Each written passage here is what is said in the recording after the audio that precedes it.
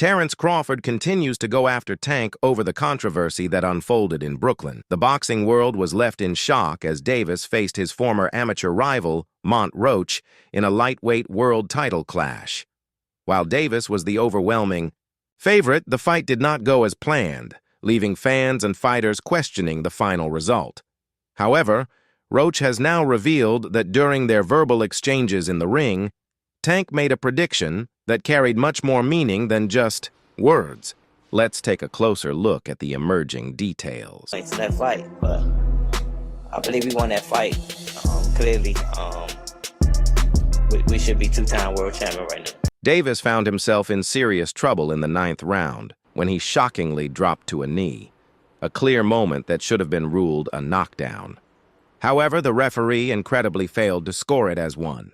This decision played a crucial role in the fight's outcome, which was ultimately ruled a draw.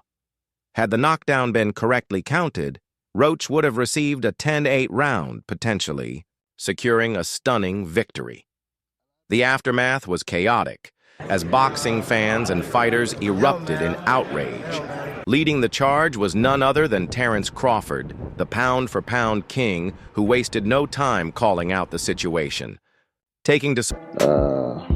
Yeah, that was bullshit. It should have been called a knockdown. You can't take a break like that. The only person that can do that is the referee. The referee can stop the action and say, hey. That Crawford first posted that Roach had won and that the knockdown should have been called. Let's see what happens, he wrote. However, when the final verdict of a draw was announced, his frustration boiled over even more. They robbed that boy, and it's crazy, Crawford wrote. I have never seen someone take a knee and not have it counted as a knockdown. Must have forgotten the rules for tonight. But he wasn't done yet. To highlight the controversy, Crawford referenced a past moment in boxing history. Some of you need to watch Floyd Mayweather versus Canelo Hernandez and see Mayweather take a knee because he hurt his hand. It was called a knockdown, and not from a punch either. Just a while ago, Crawford expressed deep certainty that Tank knew exactly what he was doing. Pretty boy thought he could mess around and still win. You can't fool the fans. That's why, even if they wanted to judge the fight in his favor, they had to go with a draw. But it's clear who won. The boy said Tank promised him mid-fight that he would lose, that they weren't going to give it to him, that right there should be looked at. How do you get rocked and wobble and still be sure of a win? Crawford wasn't the only one speaking out. The entire boxing community is still discussing the controversial moment, with many believing Roach was unfairly denied victory.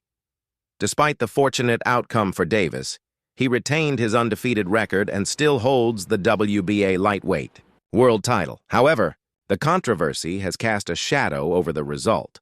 Although there were initial talks of a rematch with Roach, Davis has now quickly shut down any discussion, making it clear that he has no interest in running it back.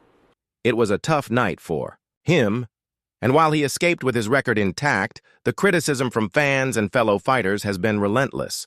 Taking the knee, and then being addressed in the corner with the towel, wiping away. Like, I've never known that to be in any rule book in any state. The moment that sparked the controversy remains the biggest talking point of the fight. According to the official rules of boxing, if a fighter's knee touches the canvas, it should be counted as a knockdown. There is no gray area. However, in this case, the referee simply ignored it, and the decision had massive consequences. Roach was understandably furious after the fight, feeling robbed of a victory that could have changed his career forever. He firmly believed he had done enough to win even without the knockdown, but knowing that a crucial point was taken away from him made the outcome even... This guy is in front of me. He's taking it. I think it was too late. I thought it was disappointing that... After the fight, Roach openly expressed his disbelief at what had happened. He said, "Honestly, I thought I should have won even without that being counted as a knockdown. Look, I ain't the ref, and really, if he had to wipe sweat out of his eye, he had to wipe sweat out of his eye. But the rules do state that if you voluntarily take a knee, that's an automatic 8 count. His words only reinforced what the boxing world was already thinking. According to the rule book, Davis's knee touching the ground should have resulted in an 8 count. Instead, he was allowed to continue without penalty, ultimately advantage that Keyshawn has going against Tank. Yeah, he's a great boxer. He sounds a great boxer, and he got power behind him. So I can see that fight just being an entertaining fight. He sounds an entertainer, like you said. Tank comes in there trying to knock you out. I can see that fight just being entertained and, doing later rounds. Roach continued to reflect on his performance, stating, "But it is what it is. I wasn't relying on that. I was relying on what I was doing in there. I was taking control. I think I was landing more shots, more power shots, and I thought I was doing my thing.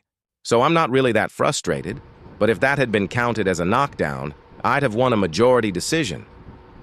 His frustration was evident, and rightfully so. It's not every day that a fighter gets the opportunity to dethrone an undefeated star like Davis, and for Roach, this was a once-in-a-lifetime moment. When you heard the decision? Nobody like a draw, from a guy that get knockouts and things like that, but it's cool. I feel like if we fight again, I could do more. As for Davis, he attempted to explain what happened, claiming that he had grease in his eyes, which forced him to take a knee. However, this explanation did little to calm the storm, as fans and fighters alike weren't buying it. Many pointed out that it didn't matter why he took a knee. What mattered was that his knee touched the canvas, and the referee should have counted it. This controversy has now placed Davis under heavy scrutiny. His undefeated record remains intact, but at what cost? Many fans have begun to question whether he truly deserved. Yeah, it definitely changed my plans. It definitely changed my plans. I probably got like 4 more fights now. Boxing fans are also in complete agreement with Crawford, fuming over the fact that Davis was spared from a clear knockdown in the 9th round. "Robbed in broad daylight, man, with cameras in every corner," one user wrote. Another commented, "It should be a knockdown. Roach won that."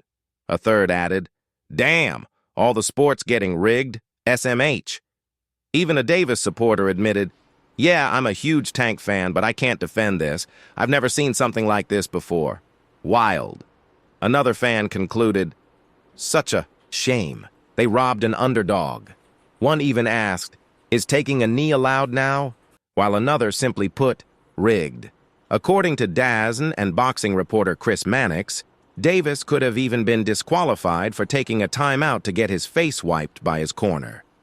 After texting with 3 veteran boxing referees, Mannix revealed on X that all of them agreed the knee should have been called a knockdown.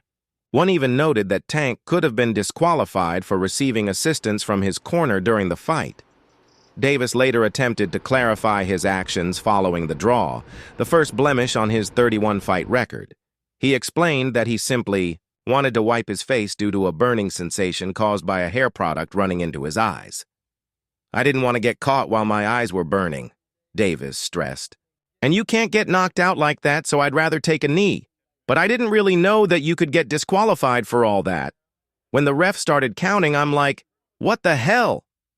As the fight progressed, Roach Jr.'s chances of becoming the first man to defeat Davis seemed to grow. However, Davis appeared to have a sense of how the decision would play out. While they exchanged words throughout the fight, Tank made a telling remark in the later rounds. "When we were talking in the 12th round, I think it was the 12th or 11th, we were just talking about stuff, right?" Roach Jr. recalled. But then, he's like, "You ain't gonna win." I said, "Why not? What are you talking about?" And he was like, "They ain't gonna give it to you." I was like, "Oh, is that right?" Back and forth at each other. What were you guys saying to each other? It felt like more than any of your other fights. It was a lot of jawing in the ring. Just trash talking a little bit. You know what I mean? We didn't get too crazy, but As frustrating as it is for a fighter to give their all and still end up on the wrong side of a decision, Roach Jr. remained composed, acknowledging that this is just the nature of boxing. "I'm not totally upset. I figured with a superstar you won't get too much on paper, but I was sure I had it. especially when they announced the score for him. I was like, oh, they're going to give me a split decision. I was like, oh yeah, here it comes. But as soon as I heard that 114-114, I was just like, damn. Roach Jr.'s disappointment is even more understandable when considering how the 9th round unfolded and how 2 of the 3 judges... But were you surprised, because I know everybody else was, that Roach could take your power because you were throwing bombs in some of those rounds? Yeah, it was cool. It was one thing for the fight to be controversial, but what Davis said to Roach Jr. during the bout added another layer to the debate. If Tank knew Roach wasn't going to get the decision, what does that really mean? Fighters talk trash all the time, but this wasn't just regular back and forth. Tank wasn't saying he was winning. He was saying Roach wasn't going to get the decision. He sounded like a man who already knew how the night would end. Did. Davis sensed that something was already... But I didn't want to get caught while my eyes was burning. And like, you can get knocked out like that. So I'd rather take the knee than, But I didn't really know that you can, like, get disqualified for all that. Or, like, when you start counting, I'm like, what the hell? It's not the first time a controversial call has been questioned in boxing, but this one felt different. A close fight is one thing, but a clear knockdown not being counted? A superstar fighter taking a knee in the middle of a round, getting his face wiped while the referee stood by? A fighter outright telling his opponent he wasn't going to win, only for that exact outcome to unfold? That's why fans are upset. That's why Crawford spoke out. This wasn't just a bad decision. It was... Should have won a competitive fight. I think I did what I needed to do necessary to bank the rounds, and even without the knee, that should have been a knockdown. So I don't think there's any excuse for me not to win tonight, but that's just how the cookie crumbles. This comes after Terence Crawford recently shared his thoughts on who he believes will finally put a dent in Tank Davis's undefeated record. The pound-for-pound great has been around long enough to understand how boxing politics work. But when it comes to actual fights, he's confident that Tank won't remain unscathed if he steps into the ring with Keyshawn Davis or Shakur Stevenson. Crawford's comments weren't just about picking potential winners. You gonna call out? What was the plan originally? I think he was here. Tank gonna do him. He came in my locker room. Shakur Stevenson? He wasn't in my locker room. Great call.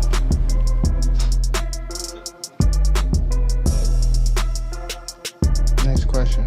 For years, Tank has carefully navigated his career, taking fights that almost guarantee him a highlight reel knockout while sidestepping the real dangers in the division. Crawford, who has built his legacy by taking on the best and winning in dominant fashion, sees right through it. He laid it out in plain terms. Stevenson and Keyshawn Davis have the mental toughness, IQ, and skill set to break Tank down, not just for a few rounds, but for an entire fight. That's the difference. Fighters like Ryan Garcia, Rolando Raleigh, Romero, and Hector Luis Garcia may have had... I don't want to fight one of them. You know what I'm saying? I don't care who I fight at this point. I don't care. But I'm telling you, if you give me either or before they rematch, I'm fucking their rematch up. They getting put. I'm telling you, I ain't even playing. I ain't playing, bro. I'm young. I'm on fire. I'm young and I'm on fire. Stevenson is a master technician, someone who rarely takes damage and controls the pace of every fight he's in. His ability to adapt, stay calm, under pressure and frustrate opponents is what makes him dangerous. Against Tank, he wouldn't engage in a slugfest. He'd pick him apart round by round, making Tank look lost. The way Tank loads up on his shots and fights in bursts plays right into Stevenson's game. Fighters who rely too much on power often find themselves frustrated when they can't land clean shots. Crawford knows it, Tank knows it, and anyone who understands boxing knows it. Then there's Keyshawn Davis. Some might argue he's still developing, but Crawford doesn't see it that way. Keyshawn has that hunger, that relentless style that can push Tank into deep waters. Unlike many of Tank's past opponents, Keyshawn wouldn't just try to survive. He'd press forward and force Tank into an uncomfortable fight. And when Tank gets uncomfortable, we've seen what happens. He either bails himself out with a knockout punch or finds an excuse. Crawford's message was clear. Against the right opponent, Tank won't have an